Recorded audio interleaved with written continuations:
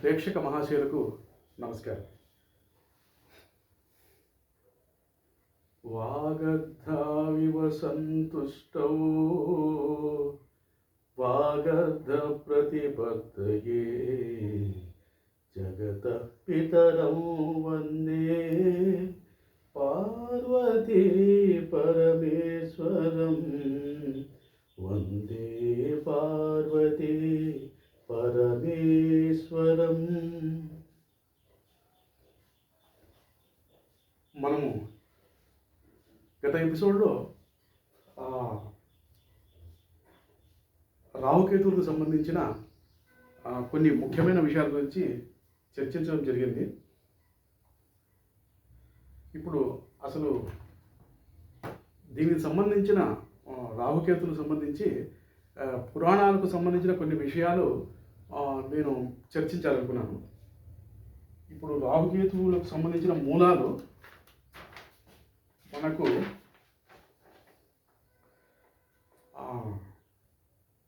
సూర్యగ్రహానికి, అంటే మామూలుగా సూర్యగ్రహణము చంద్రగ్రహణము అని గ్రహణాలు ఏర్పడుతుంటాయి. ఆ రవిగ్రహానికి చంద్రగ్రహానికి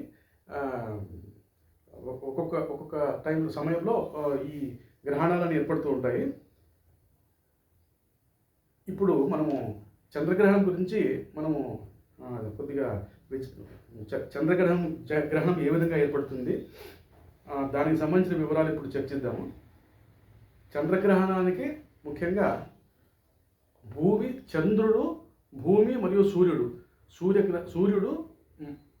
సూర్యునికి చంద్రునికి మధ్యలో భూమి, ఈ మూడు ఒకే తలంపైకి వచ్చినప్పుడు, అంటే ఒకే అక్షం అంటారు, ఒకటే ప్లేన్ మీదకి వచ్చినప్పుడు, అంటే సూర్యుడు, ఆ భూమి, చంద్రుడు ఈ విధంగా ఒక ప్లేన్లోకి ఒకానొక సమయంలో రావడం జరుగుతుంది. అప్పుడు ఇక్కడ నేను దానికి సంబంధించి ఒక చిన్న వివరణ ఇస్తాను. ఇది సూర్యుడికి సంబంధించి సూర్యుడు, చంద్రుడు, మధ్యలో భూమి. సో సూర్యుడికి చంద్రుడికి మధ్యలో భూమి వస్తూ ఆ మూడు ఒకే యాక్సిస్లో ఉన్నప్పుడు, ఒకే ప్లేన్ మీద ఉన్నప్పుడు, ఒకే తలము, ప్లేన్ అంటే ఒక తలము, ఒకే తలం మీద ఉన్నప్పుడు చంద్రగ్రహణం ఏర్పడుతుంది. అంటే అక్కడ చంద్రగ్రహణం అంటే సూర్యుని యొక్క వెలుగు భూమి మీద ప్రసరిస్తుంది, భూమి మీదకి సూర్యుని యొక్క వెలుగు ప్రసరిస్తుంది. అప్పుడు భూమి యొక్క నీడ, ఆ సూర్యుని వెలుగులో భూమి యొక్క నీడ చంద్రునిపై పడుతుంది. సో ఆ నీడకు సంబంధించిన ఉత్తర మరియు దక్షిణ ఖండన బిందువులు, అంటే సూర్యుడి నుంచి వెలువడిన వెలుతురు భూమి మీద పడుతూ భూమి యొక్క నీడ చంద్రుని మీద పడుతుంది. సో ఆ నీడలో చంద్రుడు ఉంటాడు.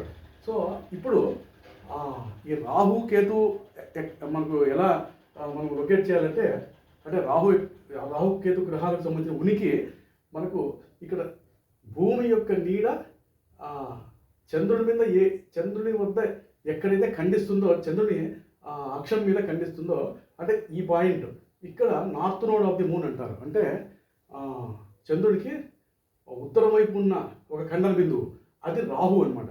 సో అదేవిధంగా చంద్రుడికి దక్షిణం వైపు ఉన్న ఖండన బిందువు కేతు గ్రహం సూచిస్తుంది. సో చంద్రుడు యొక్క అక్షము, ఇది చంద్రుని యాక్సిస్ అనుకుంటే, చంద్రుడు సూర్యుని చుట్టూ పరిభ్రమించే యాక్సిస్ అనుకుంటే ఈ విధంగా ఉంటుంది యాక్సిస్. సూర్యుని చుట్టూ భూమి, చంద్రుడు ఇట్లా పరిభ్రమిస్తూ ఉంటాయి వివిధ గ్రహాలు. సో ఎప్పుడైతే ఆ పరిభ్రమణంలో భూమి, చంద్రుడు సూర్యునికి ఒకే అక్షంలో వచ్చినప్పుడు, ఒకే తలం మీద వచ్చినప్పుడు, భూమి నీడ చంద్రుడి మీద పడినప్పుడు చంద్రగ్రహణం ఏర్పడుతుంది. చంద్రుడు మనకు కనిపించడు. సో అక్కడ చంద్రుడి యొక్క అక్షము, సూర్యుడి చుట్టూ తిరిగే ఒక అక్షం ఉంటుంది చంద్రుడికి. ఆ అక్షము ఈ భూమి నుంచి వచ్చిన నీడ, ఆ అక్షం ఎక్కడైతే ఖండించుకుంటాయో ఆ ఖండన బిందువును, ఉత్తరం వైపు ఉన్న ఖండన బిందువును రాహు అంటారు, చంద్రుడికి దక్షిణం వైపు ఉన్న ఖండన బిందువును కేతు గ్రహం అంటారు. ఇది రాహుకేతు యొక్క ఉనికి. మనకు ఈ గ్రహణాలకు సంబంధించిన విషయాలు, ఈ విషయం మనం బహిర్గతమవుతుంది. ఇప్పుడు యాక్చువల్గా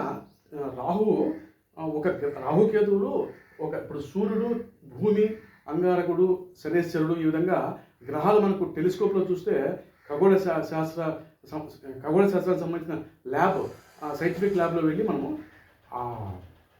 టెలిస్కోప్ అని ఉంటుంది. ఆ టెలిస్కోప్ అనే ఒక పరికరం సహాయంతో మనం చంద్రగ్రహణాన్ని, సూర్యగ్రహణాన్ని, ఈ విధంగా గ్రహణాలన్నీ మనం చూడొచ్చు.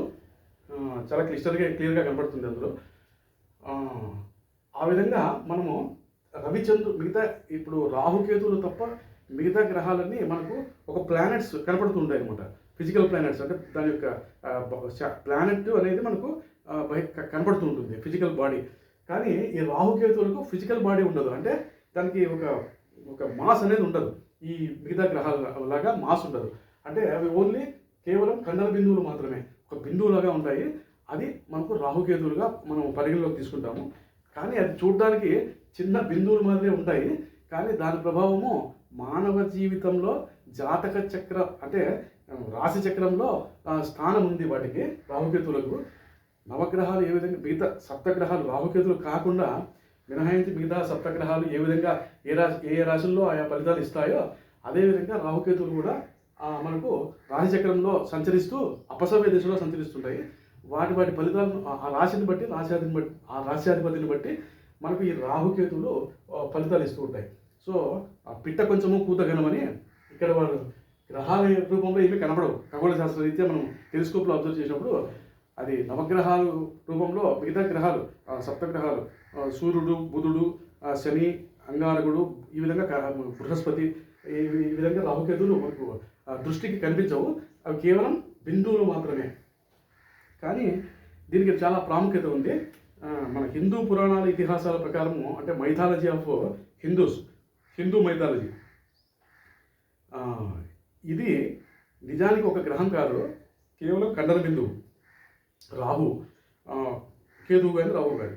సో ఇది ఒక రాక్షస శిరస్సు. ఇది ఎలా ఏర్పడిందంటే, సముద్ర మథనంలో దేవతలు, దానవులు ఏదో ఒక ఎవరో చెప్పగా, నారద మహర్షి చెప్పగా అమృతం మనకు ఉద్భవించే మార్గం చెప్తారని ఆ విధంగా ఆ మహర్షులు ఎవరో సెలవిచ్చారు వీరికి. సో ఒక కొండను ఆసరాగా తీసుకొని వాసుకైన సర్పాన్ని తాడుగా వాడి ఆ కొండను సముద్ర మథనం అంటే కొండను బేస్ చేసుకొని చిలుపుతారనమాట. ఒకవైపు రాక్షసులు, ఒకవైపు దేవతలు. ఆ విధంగా సముద్ర మథనంలో మొట్టమొదట ఈ కామధేను అని హాలాహలం పుడుతుంది. హాలాహలము ఈశ్వరుడు తన కంఠంలో ఉంచుకుంటాడు. ఆ హాలాహలము చాలా భయంకరమైన హాలాహలం ఉద్భవిస్తుంది ఆ సముద్ర మథనంలో. సో తర్వాత లక్ష్మీదేవి ఉద్భవిస్తుంది. తర్వాత చంద్రుడు ఉద్భవిస్తాడు. అదేవిధంగా అక్కడి నుంచే చంద్రుడు కూడా ఉద్భవిస్తాడు లక్ష్మీదేవి తర్వాత ఐరావతము. ఈ విధంగా చాలా విలువైనవన్నీ అందులో నుంచి మనకు ఉద్భవిస్తాయి అందులో నుంచి. సో విష్ణువు అక్కడ తర్వాత చివరిగా నెక్టార్ అంటారు. నెక్టార్ అంటే అమృతం కూడా అందులో నుంచి ఉద్భవిస్తుంది. అప్పుడు ఆ అమృతము ఉద్భవించిన తర్వాత రాక్షసులు దేవతలు దాని విషయమై వాగ్వివాదాలు జరిగి దేవతలు అమృత కలశాన్ని పోతూ ఉంటారు. ఆ అమృత కలశాన్ని వీరు రాక్షసుల్ని దేవతలను తోసేసి రాక్షసులు అమృత కలశాన్ని వారు హస్తగతం చేసుకుంటారు. ఈ లోపల మోహిని రూపంలో మహావిష్ణువు, ఈ దేవతలు వెళ్ళి మహావిష్ణువు మొరపెట్టుకుంటారు. ఈ విధంగా జరిగింది. ఆ సముద్ర మథనంలో వచ్చిన నెక్టార్ అంటే అమృతం కలశము, అమృత భాండము రాక్షసులు ఎత్తుకెళ్ళిపోయారని దేవతలు మహావిష్ణువు మొరపెట్టుకుంటే, విష్ణుమూర్తి ఒక అందమైన స్త్రీ రూపంలో మోహిని అనే ఒక పేరు ఉన్న అందమైన స్త్రీ రూపంలో వచ్చి రాక్షసులను కన్నుగప్పి దేవతల వరుసలో చేరి మోహిని అనే రూపంలో ఉన్న మహావిష్ణువు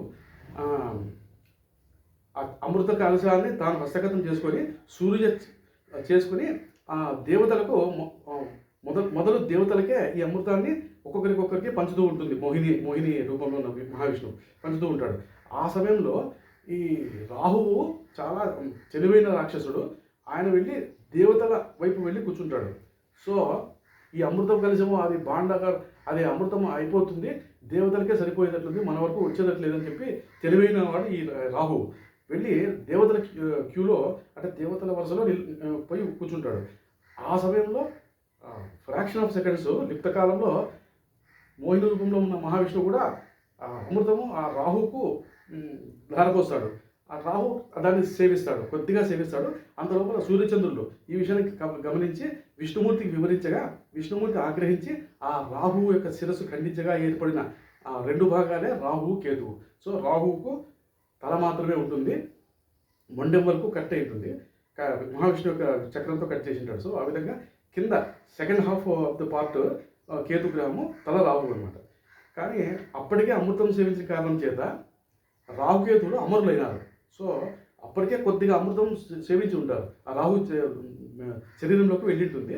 so he will become immortal. Immortal అంటే అమరుడైనాడు, అంటే చిరంజీవి అనమాట. తర్వాత వీరు బ్రహ్మ గురించి తపస్సు చేసి వేదాంగాల్లో ఒకటైన జ్యోతిష శాస్త్రాన్ని వివరించే రాశి చక్రంలో శాశ్వతంగా సంచరించే వరాన్ని బ్రహ్మదేవునితో తపస్సు చేసి వరాన్ని పొందగలిగినారు. ఏమిటంటే ఆ వరం ఏమంటే వేదాంగాల్లో ఒకటైన జ్యోతిష శాస్త్రం వివరించే రాశిచక్రంలో ఈ రాశిచక్రంలో శాశ్వతంగా ఇతర గ్రహాలతో పాటు సంచరించే వరాన్ని పొందగలిగినారు. కానీ వీరు అపసవ్య దిశలో తిరుగుతూ ఉంటారు. ఇది ఇప్పుడు రాహువు తనకు ఎక్కువగా కోరికలు ఉంటాయి. రాహు గ్రహానికి కోరికలు ఎక్కువగా ఉంటాయి. ఇది 1.5 సంవత్సరం, గత వీడియోలో నేను తెలిపాను, 1.5 సంవత్సరం ఒక్కొక్క రాశిలో స్థితి పొందుతూ మారుతూ ఉంటారు. ఇప్పుడు రాహువు అపరిమితమైన కోరికలు కలిగి ఉంటాడు. సపోజు తన శరీరము తల మినహా మిగతా శరీరం ఉండదు రాహుకు. తల మాత్రమే ఉండడం చేత తన శరీరము అనంతంగా ఉంది అనే భావంతో, అంటే తన శరీరం చాలా పెద్దది, అది ఎంత ఉందో తనకే తెలియదు అన్నట్లుగా ఉంటుంది. తన శరీరం కట్ అయింది కాబట్టి తన శరీరం ఎంత ఉంటుందో తనకే తెలియదు. కాబట్టి తను మన రాశితో, మన జాతక చక్రంలో, ఈ రాశి చక్రంలో మన జన్మరాశిని బట్టి ఏ రాశిలో ఉంటే ఆ రాశి సంబంధించిన విషయాలు విపరీతంగా కోరుకుంటాడు, అపరిమితంగా కోరుకుంటాడు. ఆ విధంగా రాహు యొక్క ఫలితాలు ఆధారపడి ఉంటాయి. ఇప్పుడు ఉదాహరణకు జన్మరాశిలో రాహువు మనం ఒక వ్యక్తి పుట్టిన జన్మరాశిలో ఉంటే ఏ విషయాలు మనకు ఎలివేట్ అవుతాయంటే శారీరక ఆకర్షణ మీద ఎక్కువ మక్కువ ఉంటుంది. అనుమానం ఎక్కువగా ఉంటుంది వీరికి. జన్మరాశిలో కానీ జన్మలగ్నంలో కానీ రాహు స్థితి పొంది ఉంటే, అంటే బర్త్ టైం వారు జన్మించిన సమయంలో రాహు గ్రహము వారు జన్మించిన సమయంలో ఉన్న గ్రహస్థితిని బట్టి రాహువు లగ్న స్థానంలో కానీ జన్మరాశిలో కానీ స్థితి పొంది ఉంటే, అంటే చంద్రుడితో కలిసినా లేదా చంద్రుడు ఉన్న రాశిలో ఉన్న శారీరక ఆకర్షణ, అనుమానము, ప్రాపంచిక విషయాలను, ప్రాపంచిక సుఖాలను అపరిమితంగా పొందాలనే కోరిక కలిగి ఉంటారు. వారు సాధ్యమైనంతకు ఎవరిని లెక్క చేయరు. వారు సొంత మనుషులైనా, వారి కుటుంబ సభ్యులైనా కూడా ఒక్కొక్క సందర్భంలో ఆ రాశాధిపతి సరిగా లేనప్పుడు వారు లెక్క చేయరు. తమ ఎంత కోరికలు తీర్చుకున్నా వారికి సంతృప్తి ఉండదు. దీంతోపాటు ఇతరులను ఎక్కువగా ఉపయోగించుకుంటారు. వారికి లబ్ధి కోసము ఇతరులను ఎక్కువ ఉపయోగించుకుంటారు. వీరికి జాలి దయ ఉండదు. కాస్త ముఖంపై కానీ తలపై కానీ మచ్చలు, వ్రణాలు ఇటువంటివన్నీ కలిగి ఉంటారు. ఇది జన్మరాశిలో రాహు స్థితి పొంది ఉంటే వచ్చే ఫలితము. ఇక 2వ స్థానంలో ఉంటే, జన్మలగ్నం నుంచి కానీ జన్మరాశి నుంచి కానీ 2వ స్థానంలో ఉంటే ధన వ్యామోహము, విపరీతమైన ధన వ్యామోహం ఉంటుంది. దాంతోపాటు ఈజీ మనీ కావాలని కోరుకుంటారు. అంటే ఈజీ మనీ అంటే కష్టపడకుండా వచ్చే ఆదాయ మార్గాలు ఏమైనా ఉన్నాయేమో చూసుకొని దాని మీద వారు అన్వేషిస్తారు అనమాట. ఏదో ఒకటి చేసి సంపాదించే కోరిక ఉంటుంది. దాంతోపాటు వారు చెప్పేది ఒకటి చేసేది ఒకటిగా ఉంటుంది. ఇది ధనస్థానం ఒకటే కాదు, వాక్స్థానం అంటారు దీన్ని, 2వ స్థానాన్ని. సో చెప్పేది ఒకటి చేసేది ఒకటి ఉంటుంది. దాంతోపాటు ఆ బుధునితో పాటు కలిసి ఉంటే అదే రాశిలో, లేదా బుధుడు చాలా బలంగా ఉంటే వారి వ్యక్తిగత జాతక చక్రంలో ఆ బుధుని యొక్క ఎలివేషన్ బట్టి రాహువు పలు భాషలు అనర్గళంగా మాట్లాడగలిగే కెపాసిటీ ఇస్తాడు అనమాట. సో చాలా భాషలు మాట్లాడే దాంట్లో నేర్పిస్తాడు. అనవసరంగా గొడవలు పెట్టుకుంటారు మీరు. సంతానం విషయంలో కొంత ఇబ్బంది పడతారు. సో కొన్ని సందర్భాల్లో పిల్లలు కూడా కోల్పోవాల్సి వస్తుంది. ఇది 2వ స్థానంలో రాహు ఉంటే వచ్చే మన ఫలితాలు అనమాట. సో 3వ స్థానంలో ఉంటే ధైర్య సాహసాలు ఎక్కువగా ఉంటాయి. కొంతవరకు ధనవంతులుగా కూడా ఉంటారు. భూమి, వ్యవసాయము వీటి మీద మక్కువ ఉంటుంది. ఇక ఎక్కువ చిన్న ప్రయాణాలు, ఏదో ప్రయాణం చేయడానికి ఆసక్తి కలిగి ఉంటారు. జర్నీస్ మీద ఆసక్తి కలిగి ఉంటారు. ఎప్పటికీ వీరికి 3వ స్థానంలో జన్మలగ్నం నుంచి కానీ జన్మరాశి నుంచి కానీ 3వ ఇంట్లో రాహు స్థితి పొంది ఉంటే 3వ స్థానంలో వీరికి ఆహారానికి లోటు ఉండదు. ఎటువంటి పదార్థాలైనా భక్షించగలరు. అంటే ఏదైనా అంటే వారికి జీర్ణశక్తి అధికంగా ఉంటుందని చెప్పచ్చు. సో 3యంలో రాహు ఇటువంటి ఫలితాలు ఇస్తాడు. దీంతోపాటు తమ తోబుట్టువులు తమ తోబుట్టువులు కొంతవరకు ఇబ్బంది పడతారు వీరి ద్వారా. సో వీరి తర్వాత వారి తర్వాత అంటే కనిష్ట సోదర సోదరీలు ఉండకపోవచ్చు. ఒకవేళ ఉన్నా కూడా వాళ్ళు కొంచెం ఇబ్బంది పడే అవకాశం ఉంటుంది. అదేవిధంగా 4వ స్థానంలో రాహు స్థితి పొంది ఉంటే వారు అంత నమ్మదగిన వ్యక్తులుగా ఉండరు. మనసులో ఒకటి, మాటలో ఒకటి కనబడుతూ ఉంటుంది. దీంతోపాటు వారి వ్యక్తిగత జాతక చక్రంలో చంద్రుడు కూడా సరిగా లేనప్పుడు, చంద్రగ్రహం స్థితిని బట్టి కూడా సరిగా లేనప్పుడు తల్లితో వైరము, మాతృభూమిలో అంటే అంటే వారు ఎక్కడ జన్మస్థానానికి సంబంధించి వారు దూరంగా ఉండే ప్రయత్నం చేస్తారు. వారు అక్కడ ఎక్కడైతే వాళ్ళు జన్మించారో ఆ స్థలానికి దూరంగా వాళ్ళు నివసిస్తారు. తల్లికి అనారోగ్యం కానీ, తల్లితో వైరం కానీ ఉంటుంది. దీంతోపాటు ఒకవేళ శుక్రాచార్యుడు బాగుంటే జాతక చక్రంలో వారికి శుక్రుడు మంచి సుక్షేత్రాల్లో ఉంటే అటువంటి రాహువు ఒకవేళ స్త్రీలు అయితే ఎక్కువ ఆభరణాలు ధరించాలనే కోరిక అపరిమితంగా కలిగి ఉంటారు. ఎన్ని ఆభరణాలు వేసుకున్నా కూడా ఇంకా ఆభరణాలు కావాలని కోరిక కలిగి ఉంటారు. సో ఇది కొన్ని 4వ స్థానంలో రాహు స్థితి పొంది ఉంటే వచ్చే ఫలితాలు. అదేవిధంగా 5వ స్థానం సంతానానికి సంబంధించిన కొన్ని అపాయాలు ఎదుర్కొంటారు వారు. దాంతోపాటు 5వ స్థానం పంచమ స్థానంలో రాహు స్థితి పొందడం ద్వారా క్రూరత్వం ఉంటుంది. ప్రభుత్వం నుంచి కొంతవరకు పనిష్మెంట్లు అనుభవించే అవకాశం ఉంటుంది. ఫైన్ అంటారు, ఏదైనా పెనాల్టీస్ కానీ ఫైన్ కానీ పడే అవకాశం ఉంటుంది. జూదంపై ఆసక్తి ఎక్కువ ఉంటుంది. దైవం మీద దైవశక్తుల మీద నమ్మకం తక్కువగా ఉంటుంది. నమ్మకం ఉండదు చాలా వరకు. ఒకవేళ ఏదైనా ఇతర రాసుల నుంచి గురువు బృహస్పతి కానీ శుక్రాచార్యం యొక్క దృష్టి కలిగి ఉంటే కొద్దిగా దైవభక్తి కలిగి ఉంటారు. లేదంటే వీరికి భక్తి విశ్వాసాలు తక్కువగా ఉంటాయి. ఏ విషయాన్ని తొందరగా నమ్మరు. సాంప్రదాయాలను గౌరవించరు. వారి యొక్క గురువులు కానీ బోధకులు కానీ ఇతరులను లెక్క చేయరు. ఇది పంచమ స్థానంలో 5వ స్థానంలో జన్మలగ్నం నుంచి కానీ జన్మరాశి నుంచి కానీ 5వ స్థానంలో రాహు స్థితి పొంది ఉంటే వచ్చే ఫలితాలు. అదేవిధంగా 6వ స్థానంలో రాహు ఉంటే జన్మలగ్నం నుంచి కానీ రాశి నుంచి కానీ 6వ స్థానంలో రాహు ఉంటే వారి ఫలితాలు ఈ విధంగా ఉంటాయి. విలాసాలను అనుభవించే కోరిక చాలా ఎక్కువగా ఉంటుంది. ధైర్యము చొరవ కూడా అదేవిధంగా చాలా ఎక్కువగా ఉంటుంది. ఏదైనా వివాదాలు తగాదాల్లో ప్రవేశించేకి ఆసక్తి కలిగి ఉంటారు. అందులో ప్రవేశించి ప్రత్యర్థులపై అనూహ్యంగా విజయం సాధిస్తారు. అంటే ఈ 6వ ఇంట్లో రాహు ఉంటే ఉదాహరణకు వారు ఎలక్షన్స్, పబ్లిక్ రిలేటెడ్ ఏదైనా విషయాల్లో ఎలక్షన్స్ లాంటి విషయాల్లో స్టంపింగ్ మెజారిటీతో గెలవడం జరుగుతుంది.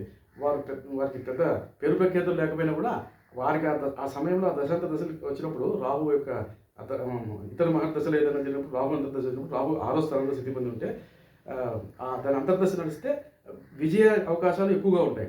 ఏదైనా పోటీ పరీక్షలో కానీ లేకుంటే ఏదైనా ఎలక్షన్స్లో నిలవడం కానీ ప్రజలకు సంబంధించిన ఏదైనా పోటీ విధానాల్లో వారు నెగ్గగలుగుతారు. దాంతోపాటు వాళ్ళు కొద్దిగా దీర్ఘాయువు కలిగి ఉంటారు.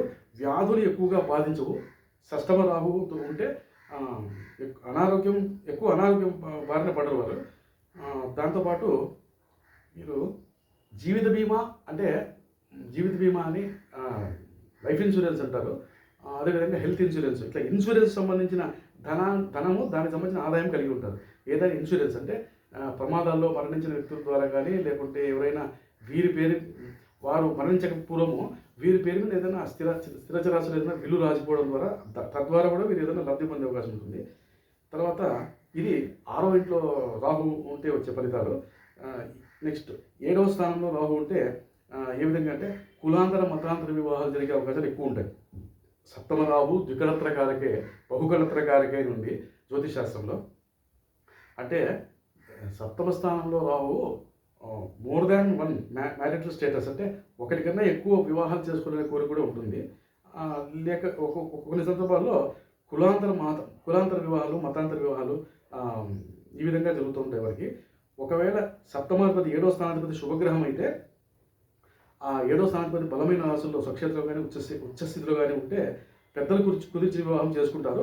కానీ కొంతకాలం తర్వాత దాన్ని వదిలేసి మరో సంబంధం కోసం వెంపర్లాడుతుంటారు. అంటే మరో పెళ్లి చేసుకుందామని వెంపర్లాడుతుంటారు. ఈ విధమైన తత్వాన్ని కలిగి ఉంటారు సప్తమ స్థానంలో రాహు స్థితి పొంది ఉంటే. ఒకవేళ ఆ సప్తమాధిపతి బలహీనపడితే ఈ విధమైన ఫలితాలు వారు అనుభవిస్తారు. సో సప్తమంలో రాహు ఫలితాలు ఈ విధంగా ఉంటాయి. అష్టమ స్థానంలో రాహు అంటే కన్ఫ్యూజన్ ఎక్కువగా ఉంటుంది. వీరు ఎక్కువగా అష్టమ స్థానంలో రాహు ఉంటే ఏదైనా ప్రమాదాలు కానీ ఏదైనా న్యూస్ అంటే సడన్ ఆకస్మికంగా వచ్చే వార్తలు వీరికి ఇబ్బంది పెడుతూ ఉంటాయి. అప్పుడప్పుడు ఆకస్మికంగా ఏదైనా వార్తలు వినడం ద్వారా వీరు ఇబ్బందులు అనుభవిస్తారు, మానసికంగా ఇబ్బందులు ఎక్కువ అనిపిస్తారు. దాంతోపాటు ఏదైనా ఒకవేళ అష్టమాధిపతి సరిగా లేనప్పుడు జాతక చక్రంలో వారి జన్మలగ్నం నుంచి అష్టమాధిపతి స్థితి సరిగా లేనప్పుడు, అంటే అష్టమాధిపతి నీచ స్థితిలో ఉండడము, సూర్యుడితో అస్తంగతులు కావడము, లేదా రాహుతో కలిసి నీచ స్థితిలో ఉంటూ రాహుతో కలిసి ఉండడం జరిగితే, ఒకవేళ లగ్నాధిపతి కూడా అక్కడ కలిసి ఉంటే డెత్ బై సెల్ఫ్ అని, అంటే ఆత్మహత్య ప్రేరేపించే సందర్భాలు కూడా ఉంటాయి. అంటే ఆత్మహత్యకు వారు ప్రయత్నించే అవకాశం కూడా ఉంటుంది. లగ్నాధిపతి కూడా అక్కడ బలహీనంగా ఉంటే రాహుతో కలిసి ఉంటే. సో ఈ విధమైన ఫలితాలు అష్టమంలో రాహు ఉంటే మనకు కలుగుతాయి. దీంతోపాటు అష్టమ రాహువు బ్లాక్ మ్యాజిక్ కొన్ని అది ఏ విధంగా అంటే సాంప్రదాయ పద్ధతులు భిన్నంగా క్షుద్ర పూజలు, బ్లాక్ మ్యాజిక్, వశీకరణ, చేతబడి వంటి వాటిపై ఆసక్తి కలిగి ఉంటారు.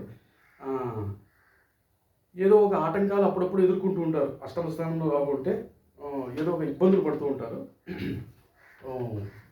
తర్వాత దశమ స్థానం అంటే వృత్తి ఉద్యోగాలకు సంబంధించింది. అష్టమ స్థానం ఆయుష్ స్థానం అంటారు. సో అక్కడ రాహు ఉంటే ఇందాక చెప్పినట్టు కొద్దిగా ఇబ్బందులు ఎక్కువ పడుతూ ఉంటారు. ఒకవేళ అష్టమ స్థానం మీద బృహస్పతి దృష్టి కానీ శుక్రాచార్య దృష్టి ఉండడము, బలమైన శుభగ్రహం దృష్టి ఉంటే ఆయుర్భంగం కాకపోవచ్చు, ఆయుష్ బాగానే ఉంటుంది, కానీ ఇబ్బందులు అప్పుడప్పుడు దశ వచ్చినప్పుడు ఇబ్బందులు పడుతుంటారు రాహుకేతుల దశలు. తర్వాత ఒక్కో సందర్భంలో కోర్టు వ్యవహారాలు, పోలీస్ స్టేషన్లు, కోర్టు వ్యవహారాలు, వాదోపవాదాలు, జడ్జిమెంట్ల ద్వారా వారు ఇబ్బంది పడుతూ ఉంటారు. కోర్టు ఇచ్చే జడ్జిమెంట్ల ద్వారా కూడా పనిష్మెంట్స్ వారికి పడుతూ ఉంటాయి. ఇది అష్టమ స్థానంలో రాహు ఫలితాలు. అదేవిధంగా దశమ స్థానం ఇది వృత్తి ఉద్యోగాలకు సంబంధించిన విషయాలు. ఇతరుల వాహనాలు, వస్తువులను ఉపయోగించేకి ప్రయత్నిస్తుంటారు ఎక్కువ. దశమ స్థానంలో రాహు ఉంటే ఇతరుల వస్తు వాహనాలు కానీ ఇతరులకు సంబంధించిన ఫెసిలిటీస్ ఏమైనా ఉంటే అవి వీరు పొందగలుగుతారు. వీరి డబ్బు ఖర్చు కాకుండా, అంటే వీరికి సంబంధించిన ఎక్స్పెండిచర్ లేకుండా ఇతరత్ర వేరే రకంగా దాన్ని అనుభవింపజేసే కోరిక కలిగి ఉంటారు. ఇతరుల అవకాశాలు తమ ప్రయోజనంగా మార్చుకునే అవకాశం ఉంటుంది. అటువంటి కోరిక కలిగి ఉంటారు. దానితోడు ఈ దశమ స్థానంలో ఉన్న రాహు ఒకవేళ దశమాధిపతి మంచి స్థితిలో ఉంటే, శుక్రాచార్యంతో కలిసి ఉంటే, దశమాధిపతి అంటే ఆ జన్మలగ్నానికి ఒక్కొక్క లగ్నానికి ఒక్కొక్క దశమాధిపతి 10వ ఇల్లు మారుతూ ఉంటుంది. దశమాధిపతి ఆ గ్రహాన్ని బట్టి, ఆ గ్రహం సపోజ్ శుక్రాచార్యుడు కానీ, ఒకవేళ బుధ శుక్రుడు కానీ, లేదా శనిస్థరుడు కానీ ఉంటే దశమాధిపతి ఆయన మంచి బలమైన ప్లేస్లో ఉన్నప్పుడు, ఈ రాహు మహర్దశ అంతర్దశలు వచ్చినప్పుడు, ఆ శని మహర్దశ రాహు అంతర్దశ వచ్చినప్పుడు రాహు ఛాయాగ్రాహకులు కానీ, అంటే ఫోటోగ్రాఫర్స్ కానీ, ఎడిటర్స్ కానీ, ఫిలిం డైరెక్టర్స్, ఫిలిం చేంబర్స్లో మంచి పొజిషన్స్లో ఉంటారు. కంపోజర్స్ కానీ, మ్యూజిక్ కంపోజర్స్ అంటారు. సపోజ్ తృతీయాధిపతి 3వ స్థానాధిపతి రాహుతో కలిసి దశమ స్థానంలో ఉంటే, తృతీయాధిపతి బలంగా ఉంటే మ్యూజిక్ కంపోజర్స్గా ఉంటారు, మ్యూజిక్ డైరెక్టర్స్ అవుతారు. ఈ విధంగా ఉంటుంది. కానీ ఈ పదవితో రాహు ఉంటే అంతర్ముఖులు అంటారు. అంటే ఏ విషయాన్ని వారు సూటిగా ఓపెన్గా చెప్పరు. సో వారు అంతర్ముఖులుగా ఉంటారు. చేసిన తర్వాత తెలుస్తుందిలే అని ఆ విధంగా భావిస్తారు. సో ఇవి దశమ స్థానంలో రాహు ఉన్న ఫలితాలు. కానీ కొన్ని సందర్భాల్లో వారికి శ్రమ ఎక్కువగా ఉంటుంది. దశమ స్థానంలో రాహు ఉంటే ఎంత చేసినా, ఎంత తిరిగినా, ఎంత శ్రమ పడినా, ఎన్ని ఉపయోగకర కార్యక్రమాలు చేసినా వారికి ఫలితం తక్కువగా ఉండే అవకాశం కూడా ఉంటుంది. వ్యక్తిగతంగా వారు ఎక్కువ లబ్ధి పొందలేకపోవచ్చు. అక్కడ ఒకవేళ రాహుతో పాటు ఏదైనా ఇతర లాభగ్రహాలు ఉన్నా, లేకపోతే రాహు అంతర్దశలు జరిగినప్పుడు ఈ విధమైన ఫలితాలు వస్తాయి. మీకు తర్వాత లాభస్థానం అంటే 11వ స్థానంలో రాహు ఉంటే వారు ఐశ్వర్యవంతులుగా ఉంటారు. 11వ లాభస్థానం అంటారు. అంటే వారి యొక్క అగ్రజులు అంటారు. వారికన్నా ముందు పుట్టిన సోదరులు ఎవరైతే ఉంటారో వారు కూడా మంచి స్థితివంతులుగా ఉంటారు. వీరు కూడా ఐశ్వర్యవంతులుగా ఉంటారు. తద్వారా సంతాన లాభము బాగానే ఉంటుంది. తర్వాత లాటరీలు, స్పెక్యులేషన్స్ అంటే ఈ లాటరీలు, షేర్ మార్కెట్ అంటారు, ట్రేడింగ్, ఇటువంటి విషయాలు వారికి విజయం వరిస్తుంది. వినికిడి శక్తి తక్కువగా ఉంటుంది. 11వ స్థానంలో ఉంటే కొద్దిగా వినికిడి శక్తి తక్కువగా ఉంటుంది. శత్రు విజయం వరిస్తుంది. ఏదైనా వారు ఛాలెంజ్ చేస్తే ఛాలెంజ్ని వాళ్ళు నిలబెట్టుకుంటారు అనమాట. శత్రు విజయం వరిస్తుంది. తర్వాత 12వ స్థానంలో రాహు ఉంటే, జన్మలగ్నం నుంచి 12వ స్థానంలో రాహు ఉంటే ఏ విధంగా ఉంటుందంటే, ఐసైట్ కొద్దిగా పూర్గా ఉంటుంది. ఎక్కువగా మూర్ఖత్వం కలిగి ఉంటారు వీరు. మూర్ఖత్వం అంటే ఏ సమయానికి ఏ పని చేయాలో అది కాకుండా ఇంకేదో కార్యక్రమాలు చేపట్టి తన సమయాన్ని వృధా చేసుకొని ఎంతో ఇబ్బంది పడుతూ ఉంటారు. ఆ విధంగా మూర్ఖత్వం కలిగి ఉంటారు. నలుగురు ఏదైనా మంచి విషయాల గురించి చెప్తే దాన్ని వాళ్ళు లెక్క చేయకుండా వారేదో ఎంచుకున్న మార్గంలో ముందుకు పోతారు. తద్వారా దాన్ని ఎదురుదెబ్బలు తింటారు. ఈ విధంగా వారికి జరుగుతుంటుంది. మూర్ఖులు అంటారు. సో ఇతరులకు సహాయకారిగా ఉంటారు. వారు చేసే కార్యక్రమాల ద్వారా పరోక్షంగా ఇతరులకు ఉపయోగపడుతుంటాయి.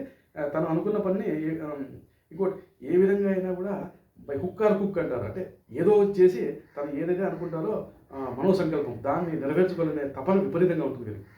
రాహువు 12వ స్థానంలో ఉంటే దాంతోపాటు కొద్దిగా నిద్రాసుఖం తక్కువగా ఉంటుంది. రాత్రి వేళల్లో మేల్కొనే డ్యూటీస్ అంటే రాత్రి నిద్ర లేని డ్యూటీస్ అటువంటి వృత్తి ఉద్యోగాలు కలిగి ఉంటారు.